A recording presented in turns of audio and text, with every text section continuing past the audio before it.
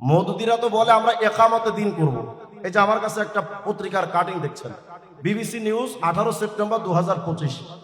এখানে বাংলাদেশ আগামী নির্বাচনে দিল্লিতে এখন যে সব চিন্তা ভাবনা শিরোনামে একটা রিপোর্ট পেশ করা হয়েছে। এই রিপোর্টের মধ্যে ডক্টর তাহেরকে প্রশ্ন করা হয়েছে, বিবিসির এক সাংবাদিক প্রশ্ন, এই বিষয়টা এখানে তুলে ধরা হয়েছে। দেখেন তারা কতটুকু বাংলাদেশের শরিয়া কায়েম করতে চায়। এখানে লিখছে এই পত্রিকায়, সাম্প্রতিক ঢাকা সফরে জামাত ইসলামের নায়েবে আমির সৈয়দ আব্দুল্লাহ মোহাম্মদ তাহেরের সঙ্গে বৈঠকের সূত্র ধরে তিনি বলছিলেন, আমি ডক্টর তাহেরকে জিজ্ঞেস করেছিলাম, ধরুন আপনারা সরকার গড়ার মতো সংখ্যা পেয়ে গেলেন, তাহলে কি দেশে শরিয়া আইন আনতে চাইবেন? উনি তখন বললেন, এটা আবার কোথায় শুনলেন? আমরা কবে কোথায় বলেছি জিতলে আমরা বাংলাদেশের শরিয়া আইন কায়েম করব? তার মানে তারা এখন ক্ষমতায় যাওয়ার জন্য শরিয়া আইনের বিষয়টা অস্বীকার করছে। তারা তাদের লোগোর ভেতর থেকে আল্লাহ নাম আকিমুদ্দিনটা উঠায় দিয়েছে। সুস্পষ্ট বক্তব্য হলো, জামাত ইসলামের জন্মটাই মুনাফিকি দিয়ে। যাদের জন্মটা মুনাফিকদের দিয়ে, তাদের সাথে যারা ঐক্যের স্বপ্ন দেখে, আমাদেরও সন্দেহ হয় তাদেরও মুনাফিকি চরিত্র আছে কিনা। সুতরাং সুস্পষ্ট বক্তব্য হলো, আমরা কোনো কুফরি মতবাদের সাথে ঐক্য চাই না। আমার আজকে পুরো আলোচনার মধ্যে একটা কথা আমার খুব ভালো লেগেছে। আমাদের মোহাম্মদ আলী হুজুর একটা কথা বলছিলেন যে হেকমতের নামে কোনো বাতিলের সাথে আপোষ করা বা তাদেরকে ছাড় দিয়ে চলা, এটা হেকমত নয়।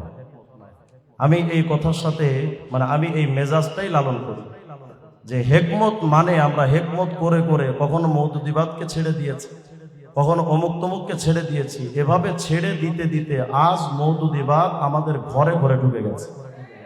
যদি আমরা এই হেকমত, আমি জানি না এই হেকমতের সংজ্ঞা আমাদের অনেকে কোথায় পেয়েছেন। আমি মনে করি হেকমত মানেই কথা বলা, হেকমত মানেই সমস্ত বাতিলের জবাব দেওয়া। যখন বাতিল যে রূপে আসবে সেই রূপে তার দাঁত ভাঙ্গা জবাব দেওয়া, এটাই হেকমত। সুতরাং আমাদের বাংলাদেশে সম্প্রতি সময়ে অনেক মতবাদ তো আসছে। আমাদের এখানে শিরোনাম দেওয়া হয়েছে কওমি মাদ্রাসার ইতিহাস ঐতিহ্য অবদান শীর্ষ সম্মেলন। কওমি মাদ্রাসার ইতিহাস ঐতিহ্যের দিকে তাকাইলেই বেরলভীর বিরুদ্ধে তাদের অবস্থান পাওয়া যায়, শিয়াদের বিরুদ্ধে তাদের লেখনী পাওয়া যায়, কাদিয়ানীদের বিরুদ্ধে তাদের বক্তব্য পাওয়া যায়, মওদুদিবাদের বিরুদ্ধে তাদের মুখোন্মোচক আলোচনা পাওয়া যায়। কিন্তু আমরা যদি শুধু ওই ইতিহাস আর ঐতিহ্যকে শুধুমাত্র কিছু প্রশংসামূলক জায়গায় সীমাবদ্ধ করে রাখি, তাহলে ওলামায়ে দেওবন্দের কর্মকে খাটো করা হবে। আমি আজকে এখানে শুধু একটি বিষয়ে কথা বলতে চাই, সেটা হলো আমাদের বাংলাদেশে স্বৈরাচার শেখ হাসিনা পালায়নের পর যারা একসময় মজলুম ছিল, তারা জালেমের ভূমিকা অবতীর্ণ হয়ে নিজেদেরকে এমন আল্লামাত দাহার ভাব নিয়ে কওমি মাদ্রাসাকে ছোট করা, তানকিস করার একটা মেজাজ লালন করছে। কিছুদিন আগে জামাত ইসলামের একজন ভাইকে দেখলাম, তিনি বক্তব্য দিচ্ছেন যে ওলামায়ে দেওবন্দ তারা শুধু মাদ্রাসার চার দেয়ালের ভেতরেই তারা সীমাবদ্ধ হয়ে ইসলামটাকে এভাবে বোঝাচ্ছে। আমি তাদেরকে স্পষ্ট করে বলতে চাই, ওলামায়ে দেওবন্দের বিরুদ্ধে কথা বলার আগে 100 বার ভাবতে হবে আপনাদের।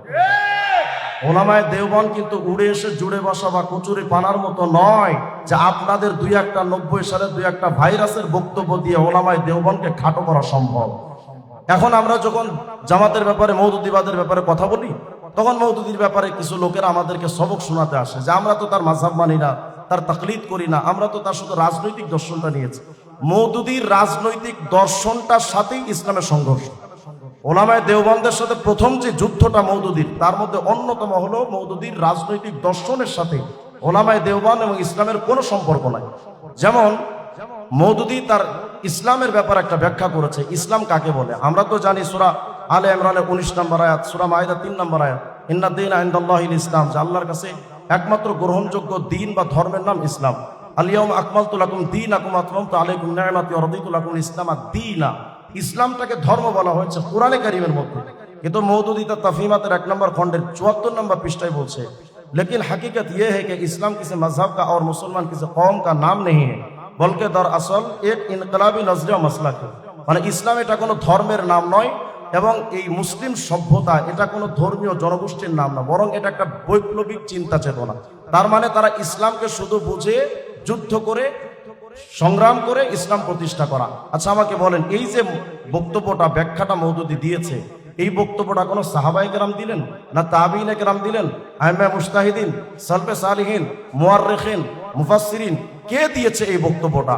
সর্বপ্রথম এই মালউন অভিশপ্ত মওদুদি এই বক্তব্য দিয়ে ইসলামকে সে একটা জায়গায় সীমাবদ্ধ করতে চেয়েছে। দেখুন ইসলাম ব্যাপারে কি বলে, খুতবাতের 320 নম্বর পৃষ্ঠার মধ্যে বলছে, इस तशरीह से ये बात साफ हो जाती है कि दरअसल इस्लाम हुकूमत का नाम है, মানে ইসলাম শুধু রাষ্ট্রের নাম, আর রাষ্ট্র ক্ষমতায় অবস্থান করা বা রাষ্ট্র ক্ষমতা দখল করা, এটাই হলো ইসলামের মূল থিম। আচ্ছা, আমি আপনাদের কাছে একটা কোরআন হাদিসের দালাইল এগুলো পড়ে, এরা তো কোরআন হাদিসও বুঝে না যে ওদেরকে দলিল দিয়ে বোঝাবো। আমি সামান্য একটা কমন সেন্সের কাছে আমি প্রশ্ন করি, মনে করেন বাংলাদেশে 100% মুসলমানের মধ্যে 80% মুসলমান বা 90% মুসলমান এখন বাংলাদেশে আছে। 90% মুসলমানের ভেতরে এখন বর্তমানে কমপক্ষে 85% মুসলমান তারা ইসলাম চায় না, কারণ তারা ইসলাম বুঝেও না। এখন যদি ওদেরকে ঘাড় ধাক্কা দিয়ে আমরা ক্ষমতায় বসাই দিই যে তুই বয়, ঘাড় ধাক্কা দিয়ে বসাই দিলে ওরা কয়দিন টিকবে? এই মুসলমান ওদেরকে জুতা পিটা করে তাড়ায় দিবে, কারণ এই মুসলমানরা ইসলাম এখনো বুঝে নাই। এই জন্য ইসলামী আকিদার মূল থিম ইকামতে দ্বীনের অর্থ কি? ইকামতে দ্বীনের অর্থ হলো আগে নিজে দিন বুঝো, দিনের পরিপূর্ণটা নিজের মধ্যে আমল করো এবং পরবর্তী প্রজন্মের জন্য তোমার দিনকে পৌঁছে দাও। হুজুর আকরাম আলাইহিস সালামের আমাল, আহওয়াল, আকওয়াল সমস্ত বিষয়গুলো জাতির পরবর্তী প্রজন্মের কাছে পৌঁছে দাও। ইসলামের ওপরে পরিপূর্ণ দ্বীনের ওপরে ইস্তেকামতের সাথে থাকার অর্থই ইকামতে দ্বীন। কিন্তু মওদুদী সাহেব বলে দিলেন ইকামতে দ্বীন বা ধর্মের মূল থিম হলো রাষ্ট্র ক্ষমতা দখল করা। অথচ আজ পর্যন্ত রাষ্ট্র ক্ষমতা দখল করা তো দূরের কথা, যারা আমাদেরকে বলে যে আমরা 4 দেওয়ালের মধ্যে সীমাবদ্ধ, আলহামদুলিল্লাহ ওলামায়ে দেওবান্দ 4 দেওয়ালের মধ্যে সীমাবদ্ধ থেকে আফগানিস্তানকে দখল করেছে। আর তোমরা ক্ষমতা দখল করতে গিয়ে একটা বাথরুমও দখল করতে পারো না। তারা বলতে চায় যে আমরা ইকামতে দ্বীন করব। আমরা যখন মওদুদিবাদের ব্যাপারে কথা বলি তখন এদের কিছু আলোচকরা কয় ইকামতে দ্বীনের বিরুদ্ধে আমরা অবস্থান নিয়েছি। ইকামতে দ্বীন আর হিজবুত তাওহীদের ইসলামের মধ্যে তফাৎ নাই। তারা যে বলে ইকামতে দ্বীনের বিরুদ্ধে অবস্থান নিয়েছে, আমি একটা রিপোর্ট দেখাই আপনাদের। মওদুদিরা তো বলে আমরা ইকামতে দ্বীন করব। এই যে আমার কাছে একটা পত্রিকার কাটিং দেখছেন, বিবিসি নিউজ 18 সেপ্টেম্বর 2025। এখানে বাংলাদেশ আগামী নির্বাচনে দিল্লিতে এখন যে সব চিন্তা ভাবনা শিরোনামে একটা রিপোর্ট পেশ করা হয়েছে। এই রিপোর্টের মধ্যে ডক্টর তাহেরকে প্রশ্ন করা হয়েছে, বিবিসির এক সাংবাদিক প্রশ্ন, এই বিষয়টা এখানে তুলে ধরা হয়েছে। দেখেন তারা কতটুকু বাংলাদেশের শরিয়া কায়েম করতে চায়। এখানে লিখছে এই পত্রিকায়, সাম্প্রতিক ঢাকা সফরে জামাত ইসলামের নায়েবে আমির সৈয়দ আব্দুল্লাহ মোহাম্মদ তাহেরের সঙ্গে বৈঠকের সূত্র ধরে তিনি বলছিলেন, আমি ডক্টর তাহেরকে জিজ্ঞেস করেছিলাম, ধরুন আপনারা সরকার গড়ার মতো সংখ্যা পেয়ে গেলেন, তাহলে কি দেশে শরিয়া আইন আনতে চাইবেন? উনি তখন বললেন, এটা আবার কোথায় শুনলেন? আমরা কবে কোথায় বলেছি জিতলে আমরা বাংলাদেশের শরিয়া আইন কায়েম করব? তার মানে তারা এখন ক্ষমতায় যাওয়ার জন্য শরিয়া আইনের বিষয়টা অস্বীকার করছে। তারা তাদের লোগোর ভেতর থেকে আল্লাহ নাম আকিমুদ্দিনটা উঠায় দিয়েছে। সুস্পষ্ট বক্তব্য হলো জামাত ইসলামের জন্মটাই মুনাফিকি দিয়ে। যাদের জন্মটা মুনাফিকদের দিয়ে, তাদের সাথে যারা ঐক্যের স্বপ্ন দেখে, আমাদেরও সন্দেহ হয় তাদেরও মুনাফিকি চরিত্র আছে কিনা। সুতরাং সুস্পষ্ট বক্তব্য হলো আমরা কোনো কুফরি মতবাদের সাথে ঐক্য চাই না, নেফাকতন্ত্রের সাথে ঐক্য চাই না। যারা ওলামায়ে দেওবন্দ দাবি করে ওলামায়ে দেওবন্দের দুশমনের সাথে যারা আতাত করতে চায়, যারা সরকার পতনের পর ওলামায়ে কেরাম দেওবন্দকে যারা ঘাড় ধাক্কা দিয়ে মসজিদ থেকে বের করে দিতে চেয়েছে, যারা সাহাবায়ে কেরামের সমালোচনা করে অভিশপ্ত হয়েছে, নবীদেরকে যারা ভুল ধরতে কুণ্ঠাবোধ করেনি। আরেকটা রিপোর্ট আপনাদেরকে ছোট্ট করে শেষ করে দিই।